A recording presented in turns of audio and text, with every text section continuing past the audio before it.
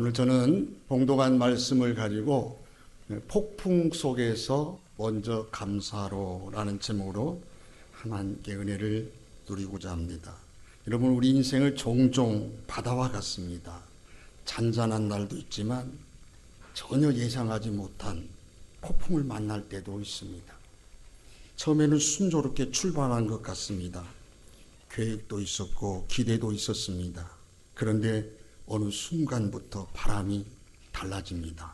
내 힘으로 감당할 수 없는 그런 일들이 밀려올 때가 있습니다. 건강의 문제로, 자녀의 문제로, 경제의 문제로, 관계의 문제로, 진로의 문제, 마음의 문제. 여러분, 인생의 배도 심하게 이렇게 흔들릴 때가 있다는 것입니다. 여러분, 오늘 본문의 이 장면이 바로 마치 그와 같습니다. 여러분, 사도행전 27장은 바울이 죄수의 몸으로 지금 로마로 압송되는 과정에서 일어나는 사건을 매우 자세하게 기록하고 있습니다. 바울이 미항이라고 하는 항구에 도착했을 때 하나님으로부터 계시를 받아서 경고를 합니다. 지금 항해를 강행하면 큰 손해와 피해를 입게 될 것이다. 그러나 그 당시 백부장이나 그리고 선장, 선주들은 바울의 말을 믿지 않았습니다. 바울의 말보다 주어진 상황, 일기예보 이런 걸 더 믿었겠지요. 그러다가 결국 강행을 합니다. 그러다 우라골로라고 하는 큰 광풍에 몰아쳤고 배는 14일 동안 통제를 잃고 이리저리 떠밀려 그렇게 다니게 됩니다. 해도 보이지 아니하고 달도 보이지 아니하고 별도 보이지 아니하고 배 안의 사람들은 희망을 다 잃어버렸어요. 살 소망까지 끊어질 정도와 절망적인 시간으로 계속 이어져 갔습니다. 그런데요, 바로 그때 가장 이해하기 힘든 오늘 본문의 장면이 나와요. 바울이 사람들에게 음식을 먹으라고 권하면서 그리고 모든 사람 앞에서 떡을 들어서 하나님 앞에 축사했다. 감사의 기도를 드립니다. 여러분, 이 장면이 참 이상하지 않아요? 아직 폭풍이 끝나지 않았어요. 문제가 해결되지 않았단 말이에요. 그런데 바울이 왜 감사를 했을까? 여러분, 바울이 이 감사는 상황이 아니라 하나님을 보았기 때문인 거예요. 여러분, 35절의 말씀을 한번 읽어볼까요? 시작. 떡을 가져다가 모든 사람 앞에서 하나님께 축사하고 떡을 떼어 먹기를 시작하니, 여러분, 여기 축사했다는 이 말은 여러분 헬라로 유카리스텐션이라는 말인데 감사하다, 감사를 드리다 라는 뜻이에요. 이 단어는 단순히 여러분 우리가 식사할 때 습관적으로 하는 인사적인 기도가 아니에요. 여러분, 형식적인 종교 행위가 아닙니다. 바울은 지금 수백만 명의 어떤 사람들이 보는 앞에서 공개적으로 하나님께 감사를 드리는 그런 뜨거운 기도라는 얘기예요. 그럼 이 감사가 무엇을 의미합니까? 상황이 이미 좋아졌다는 뜻이 아닙니다. 문제가 해결됐다는 뜻도 아닙니다. 위험이 끝났다는 이야기도 아닙니다. 오히려 반대입니다. 아직 아무것도 끝나지 않았는데도 감사한 거예요. 이것이 진정한 믿음의 감사라고 할 수가 있는 거예요. 여러분, 대개 감사는 좋은 결과에 대한 반응일 수 있습니다. 그러나 오늘 본문에서 보여주는 감사는 더 깊은 감사예요. 이 더 깊은 감사는 좋은 결과가 보이지 않아도 하나님을 신뢰하는 믿음의 고백이라는 얘기예요. 여러분, 바울은 현실을 부정한 게 지금 아니잖아요. 어떤 사람들은 감사에 대한 오해를 이렇게 합니다. 힘든데 무슨 감사야? 문제가 해결되지 않았는데 감사부터 하라는 게 너무 이상적인 거 아니야? 그러나 여러분, 바울의 감사는 현실 도피도 아닙니다. 현실을 모르는 순진함도 아닙니다. 오히려 바울은 그 배 안에서 가장 상황을 정확히 아는 사람이잖아요. 그는 이미 이 항해의 위험을 경고했습니다. 광풍의 심각성을 알고 있습니다. 배가 파손될 가능성도 다 알고 있었습니다. 그럼에도 바울이 감사하는 이유는 문제를 가볍게 봤기 때문이 아닙니다. 하나님의 약속을 더 크게 보았기 때문입니다. 여러분, 앞부분에서 하나님은 바울에게 내가 가이사 앞에 서야 하리라, 이런 약속을 분명히 주셨거든요. 그래서 바울은 바람보다 여러분 약속을 믿고 바라보는 거예요. 파도보다 하나님의 말씀을 믿고 바라보는 거예요. 지금 눈앞에 펼쳐지는 죽음의 공포보다 하나님의 뜻을 믿고 바라보는 거예요. 여러분, 그러므로 사랑하는 성도 여러분, 믿음은요, 광풍이 없다고 말하는 게 아니잖아요. 광풍이 있어도 그 광풍보다 크신 하나님을 바라보는 거, 믿는 거, 말하는 거, 이게 믿음인 줄 믿습니다. 여러분, 사도행전 16장에 보면 그와 비슷한 사건이 있잖아요. 바울과 실라가 빌립보 감옥에 갇힙니다. 여러분, 실컷 얻어 터져가지고 피투성이가 됐습니다. 발에 착고가 채워지고 상황은 지금 절망적입니다. 그런데 그들은 그 한밤중에 어떻게 했죠? 여러분, 기도하고 찬송하고 기도하고 찬송하잖아요. 여러분, 문이 열린 게 아니잖아요. 문이 열려서 기뻐서 찬양했습니까? 상처가 나아서 여러분 찬양했습니까? 억울함이 풀려서 찬양한 거 아니잖아요. 감옥 한가운데서. 그럼에도 먼저 그들은 찬송하는 거예요. 그리고 나니까 어떤 역사가 일어나죠? 옥문이 열립니다. 착고가 풀립니다. 여러분, 간수가 예수 그리스도를 믿는 역사가 일어납니다. 여러분, 성경은 반복해서 우리에게 이런 사건들을 보여주고 있어요. 하나님의 사람은 상황이 다 정리된 후에만 예배하는 게 아니에요. 오히려 아직 정리되지 않는 상황 속에서 하나님을 먼저 감사하고 하나님께 먼저 찬양하고 하나님을 먼저 예배하며 높이는 거예요. 우리 오늘 성도들이 그랬으면 좋겠습니다. 여기 앉아있는 여러분들이 다 그런 믿음을 가졌으면 좋겠습니다. 지금 자녀의 문제가 아직 해결되지 않았어도 감사하고, 건강의 문제가 해결되지 않았어도 감사하고, 경제적 형편이 넉넉하지 않아도 감사하고, 관계가 여전히 불편해도 감사하고, 우리 인생의 방향이 아직 선명하지 않아도 감사하고, 좀 그렇게 해야 되지 않겠습니까? 상황이 다 좋아서가 아닙니다. 하나님이 아직도 나를 붙들고 계신다고 하는 믿음이 있기 때문에 감사하는 거예요. 여러분, 바울의 감사는요, 개인의 감사로 끝나는 게 아니에요. 두려움에 묶인 사람들에게 안심시키고 그들을 살리는 역사가 일어나는 거예요. 여러분, 36절을 한번 읽어볼게요. 36절이요. 시작. 그들도 다 안심하고 받아 먹으니. 여러분, 여기 안심하다라는 표현은요, 마음이 놓이다, 담대해지다, 용기를 얻다, 그런 의미를 담고 있는 말이에요. 여러분 보세요. 14일 동안 제대로 먹지 못한 사람들이잖아요. 육체도 탈진했습니다. 정신적인 붕괴의 직전입니다. 희망이 거의 바닥이 났습니다. 이런 사람들에게 필요한 것은 단순한 음식만이 아니잖아요.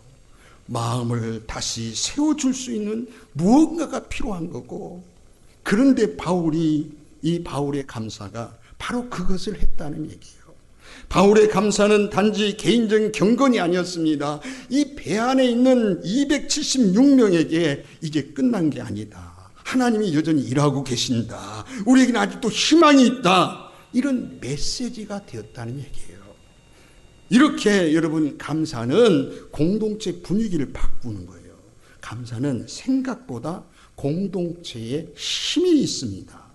여러분 보세요. 한 사람의 원망은 집안의 공기를 무겁게 만들잖아요. 한 사람의 불평은 공동체의 마음을 지치게 하잖아요.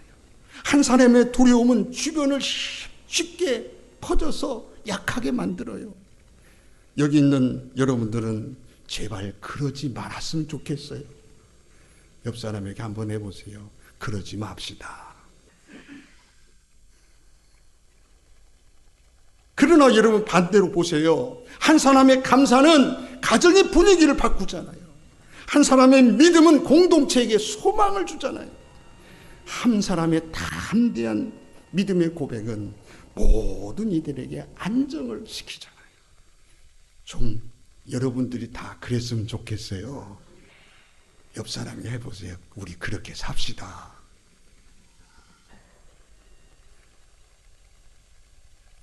여러분 배 안에서 여러분 공식 책임자는 선장입니다. 군사적 책임자는 백부장입니다. 하지만 여러분 거기서 그들이 할 수 있는 일은 아무것도 없는 그 상황 속에서 뭘 하겠습니까? 그런데요, 그 모든 영적인 분위기를 붙드는 사람은 죄수지만 누구였습니까? 바울이었습니다.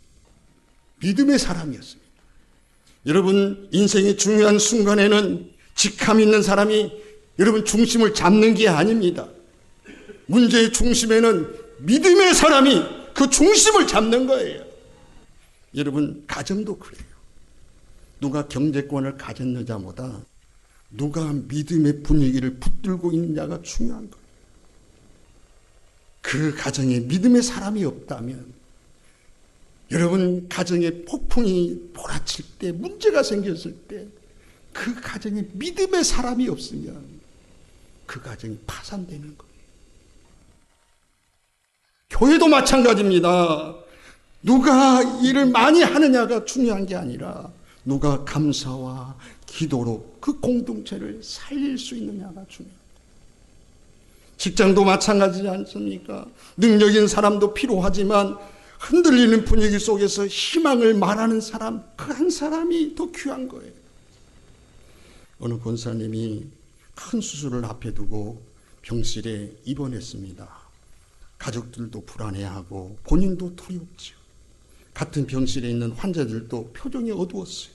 그런데 그 권사님이 수술 전날 이렇게 하나님께 기도하는 거예요. 하나님, 여기까지 오게 하신 것도 은혜입니다. 의사도 주님이 붙드실 줄 믿습니다. 수술을 위해서도 주님이 함께 할 줄 믿습니다. 결과는 아직 모르지만 우리 먼저 하나님 앞에 미리 감사합니다. 자, 여러분 근데요, 그 기도를 옆에 있는 환자가 같이 듣고는 울기 시작하는 거예요. 그리고 그 환자가 그 기도에 대해 이렇게 평가를 했어요. 저는 이렇게 기도한 사람 처음 봤습니다. 저도 하나님 믿고 싶습니다. 할렐루야. 할렐루야. 여러분 보세요. 감사는 단지 내 마음만 붙드는 게 아니에요. 내가 감사하고 믿음으로 감사할 때 그 감사를 통해서 다른 사람들의 마음을 살리는 역사가 일어난다는 거예요. 혹시 여러분의 가정에 지금 어떤 문제로 흔들리고 있습니까? 그렇다면 누군가는 바울처럼 감사의 중심을 잡아야 되는 거예요. 혹시 자녀가 지쳐 있습니까? 배우자가 낙심해 있습니까? 가정의 분위기가 지금 무겁습니까? 그때 왜 이래? 큰일 났어. 다 끝났어. 그런 말보다 하나님이 도우실 거야. 여기까지 또 도우셨는데 앞으로도 하나님 도우실 거야. 이렇게 말하는 사람. 여러분, 주님이 이 길을 열어주신다고, 그러니 우리 감사하자고, 이렇게 먼저 감사하며 말하는 사람이 필요한 거예요. 여러분, 한 사람 한 사람이 하나님을 신뢰하는 믿음의 언어를 쓸 때 그 공동체는 반드시 살아나는 기적이 일어날 줄 믿습니다. 여러분 한번 보세요. 감사 후에도 폭풍이 계속되잖아요. 예, 그렇지만 결국은 뭐죠? 기적이 일어나잖아요. 여러분 감사했다고 곧바로 막 폭풍이 멈추는 게 아니잖아요. 이 대목이 참 저는 중요한 대목인데요. 바울이 감사한 후에 곧바로 바다가 잔잔해진 거 아니잖아요. 배가 순간 안전한 그 항구로 도착한 것도 아니잖아요. 문제가 즉시 사라진 것도 아니잖아요. 여러분, 바람은 여전히 불고 있었습니다. 배는 파산이 됐어요. 사람들은 헤엄치거나 널조각을 붙들고 나가야 했습니다. 여러분 44절을 한번 읽어봐요. 시작. 그 남은 사람들은 널조가 혹은 배 물건에 의지하여 나가게 하니 마침내 사람들이 다 상륙하여 구조되니라. 중요한 것은 여기 마침내라는 단어입니다. 얼마나 큰 은혜스러운지 몰라요. 과정은 거칠었습니다. 그 중간에는 힘들었습니다. 그러나 방법은 예상과 달랐지만 결과는 모두가 구원받았습니다. 여러분, 하나님의 기적은 두 가지 방식으로 나타나는 것 같아요. 그런데 많은 사람들이 기대하는 방식은 한 가지 방식밖에 없어요. 기도하면 병이 금방 낫기를 바라는 거예요. 예, 금방 문제가 당장 사라지기를 바라는 거예요. 길이 당장이 열리고 막 폭풍이 멈춰버리고 막. 예? 근데요, 하나님은 그렇게도 일하실 수가 있는데도 불구하고 때로는 그렇게 일하지 아니하실 때도 있더라는 얘기예요. 여러분, 오늘 본문도 그와 같은 기적입니다. 하나님은 폭풍을 멈추는 기적을 주시지만 폭풍을 지나가게 하시는 기적도 우리에게 주시는 거예요. 문제가 즉시 해결되는 기적도 주실 수 있지만 끝까지 그 어려움을 견디고 버티고 이기게 하시는 기적도 주시는 거예요. 문제가 없는 것도 기적이지만 그 문제 속에서 한 사람도 생명을 잃지 않게 하시는 것도 하나님의 기적인 거예요. 여러분, 오늘 본문에 보세요. 이 본문은 두 번째 기적이잖아요. 배는 부서졌지만 사람들은 다 살았어요. 그들의 계획은 다 깨졌지만 약속은 깨지지 않았어요. 상황은 흔들렸지만 하나님 말씀은 흔들리지 않았잖아요. 여러분, 44절 보세요. 구조되니라. 구조되니라. 할렐루야. 여러분, 이 의미는요, 단순히 살아났다는 정도가 아닙니다. 안전하게 보존되고 건전함을 입었다, 그런 뜻입니다. 즉 다시 말하면 이 사건은 단순한 해상 사고가 아니라 이 사건은 하나님이 자기 말씀대로 모든 사람들을 보존하신 구원의 사건이었다. 저는요, 이 사건을 딱 연상하면서 다니엘서 3장에 사드락과 메삭과 아벳느고의 이야기가 나오더라고요. 여러분, 그들이 참 느부갓네살 왕이 신상을 만들어 놓고 모든 사람은 절하라, 절하지 않는 사람은 다 풀무불에 던지겠다. 사드락과 메삭은 그들 앞에, 신상 앞에 절을 하지 않는 거예요. 마지막 왕이 기회를 주는 거예요. 그러자 그들이 뭐라고 말하냐면, 왕이여, 우리는 절하지 않겠습니다. 하나님이 반드시 우리를 건져낼 것입니다. 그러나 그리 아니하실지라도 우리는 왕의 신상에 절하지 않겠습니다. 막 머리끝까지 화가 났어요. 어떻게 되죠? 풀무불을 7배나 더 뜨겁게 한 거예요. 그래서 그 풀무 속에 던져버리는 거예요. 여러분, 하나님은요, 풀무불에 던지지 않고 막을 수도 있잖아요. 그런데 하나님은 어떻게 하셨어요? 풀무불에 던지도록 내버려 두었어요. 여러분, 던지는 사람들이 얼마나 뜨겁든지 그들이 불타서 죽었어요. 그런데요, 그 세 사람이 불 가운데서 춤을 추고 있는 거예요. 머리털들 상하지도 아니하고 머리털 하나도 상하지 아니하고. 할렐루야. 하나님은요, 이렇게 역사. 그러자 어떤 역사가 일어나는지, 그걸 바라보는 느부갓네살이 뒤집어진 거예요. 하나님을 인정하지 않을 수 없는 거예요. 하나님을 그 불신자가 찬양하지 않을 수가 없는 거예요. 하나님은 그렇게 만드시는 거예요. 여러분, 바울의 배도 그렇습니다. 하나님은 폭풍을 처음부터 막지 않으셨어요. 그러나 폭풍 가운데 한 사람도 잃어버리지 않냐고 다 구원하셨어요. 그러므로 사랑하는 우리 성도 여러분, 지금 여러분의 삶에 아직 끝나지 않은 문제가 있습니까? 그렇다면 이렇게 기도하십시오. 하나님, 이 폭풍을 멈춰 주십시오.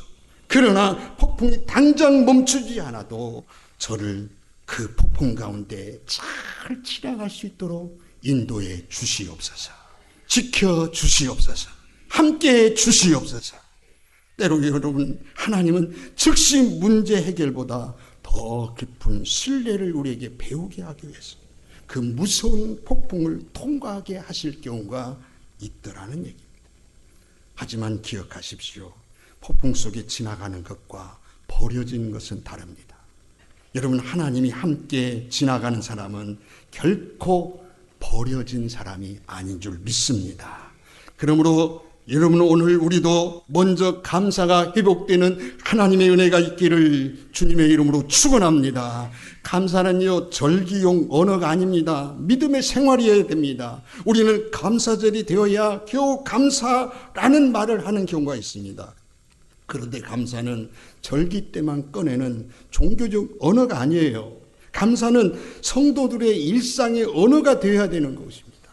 여러분, 범사에 감사하라. 이런 범사가 뭡니까? 모든 일에 다 좋다는 뜻이 아닙니다. 모든 상황 속에서도 하나님을 인정하라, 그런 뜻입니다. 여러분, 감사는 감정이 좋아야만 가능한 게 아닙니다. 감사는 믿음으로 드리는 순종입니다. 여러분, 지금 우리는 2026년을 지나가고 있습니다. 이제 중간을 지났습니다. 한 해를 시작할 때 많은 기대가 있었습니다. 지금 그러나 예상 밖에 우리는 폭풍과 같은 폭풍을 통과하듯 계획이 흔들리는 분도 있고, 관계가 무너진 분도 있고, 건강의 문제로 불만이 있는 분도 있고, 경제적 문제로 압박을 받는 분도 있고, 기도해도 응답이 더딘 분이 있을 수 있습니다. 그러나 여러분, 중요한 겁니다. 이때 우리가 전혀 놓치지 말아야 될 것이 있습니다. 그게 뭡니까? 이때 전혀 놓치지 말아야 될 것, 감사하는 것. 근데요, 이때 놓치기 제일 쉬운 게 감사입니다. 원망은 자연스럽게 나와요. 이놈의 것은 말을 안 해도 막 튀어나와. 불만은 쉽게 막 올라와. 그리고 비교하고 낙심은 팍 뒤따라 그냥 덩달라 와요. 그러나 그때야말로 감사가 더 필요할 때, 할렐루야. 옆 사람에게 한번 해. 그때 감사가 필요한 거야. 한번 해봐요. 할렐루야. 감사는 여러분, 문제를 가볍게 만드는 게 아니라 문제 속에서 하나님을 놓치지 않게 만드는 믿음의 닷줄인 거예요. 그러므로 우리는 먼저 감사합시다. 이렇게 감사해야 될 이유가 있어요. 하나님이 개입하심을 믿기 때문입니다. 하나님이 내 일에, 내 삶에, 내 모든 일에 하나님이 개입을 믿는다면 감사합시다. 먼저 감사합시다. 여러분, 그리고 여기까지 오게 하신 것이 하나님의 은혜이기 때문에 여러분, 우리는 먼저 감사합시다. 앞으로 주실 은혜가 필요하기 때문에, 앞으로 은혜가 필요하다고 믿는다면, 내 삶 속에 하나님의 은혜가 아니면 안 된다고 믿는다면 먼저 감사합시다. 여러분, 성경에는 먼저 감사하는 예가 많습니다. 몇 가지 예를 들어본다면요, 요나는요, 물고기 뱃속에서 기도하는데 그 기도에 감사가 나오는 자리가 아니잖아요. 물고기 뱃속에서 그 절망의 자리에서 그는 하나님께 부르짖어 하나님 앞에 감사의 기도를 드렸어요. 그리고 하나님은 그를 건져내셨어요. 이렇게 감사는요, 안전한 육지에서만 드리는 게 아니에요. 물고기 뱃속과 같은 절망적인 상황 속에서 하나님께 드리는 감사한 거예요. 여러분, 예수님이 떡 5개와 물고기 2마리 밖에 없는 그런 상황 속에서도 하나님을 우러러 감사할 때 여러분, 충분하지 않잖아요. 그것 갖고 어떻게 5,000명을 먹일 수 있습니까? 부족하잖아요. 그래도 하나님 앞에 감사할 때 5,000명이 배불리 먹고도 남는 풍성의 역사가 일어났습니다. 여러분, 예수님이 나사로를 살리기 전 먼저 하나님이여 내 말을 들으실 것을 감사합니다 라고 기도하고, 여러분, 옥문이 무덤문이 열리는 역사가 일어났습니다. 그러므로 사랑하는 우리 성도 여러분, 오늘 본문이 우리에게 주는 메시지는 분명합니다. 바울이요, 폭풍이 끝난 뒤에 감사한 게 아닙니다. 폭풍 한가운데서 감사했습니다. 그 감사는 바울 자신을 붙들었고 276명의 마음을 안심시켰고 공동체의 분위기를 바꾸었고 마침내 모두를 구조하는 기적으로 이어진 줄로 믿습니다. 오늘 그러므로 우리도 마찬가지입니다. 감사는 문제가 없는 사람의 언어가 아닙니다. 감사는 하나님을 신뢰하는 사람의 언어입니다. 감사는 현실을 외면하는 것이 아닙니다. 현실보다 크신 하나님을 인정하는 겁니다. 감사는 결과가 좋아서 드리는 게 아닙니다. 감사는 아직 결과를 몰라도 하나님의 선하심을 믿고 그 사실을 붙드는 것입니다. 그러므로 사랑하는 우리 성도 여러분, 나의 말에도 나의 일에도 감사가 먼저. 건강할 때 먼저 감사하세요. 평안할 때 먼저 감사하세요. 어려움 중에도 먼저 감사하시고 문제 해결을 믿고 먼저 감사하고 하나님의 역사를 믿고 먼저 감사하고 아직 눈에 보이지 않아도 하나님의 일하심을 믿고 먼저 감사하는 그런 여러분들이 다 되어지기를 소망합니다. 폭풍은 멈추는 것이 기적이지만 여러분 그 폭풍 가운데 지나가는 것도 기적입니다. 그리고 하나님은 오늘도 먼저 감사하는 우리들에게 그 기적을 보게 하실 줄 믿습니다. 감사는 문제가 끝난 뒤에 발언이 아니라 문제 한가운데서 하나님을 신뢰하는 믿음의 고백입니다. 여러분, 폭풍이 끝난 뒤 감사하지 말고 그 폭풍 속에서 먼저 감사하는 우리 믿음의 온 식구들이 다 되어지기를 주님의 이름으로 축원합니다.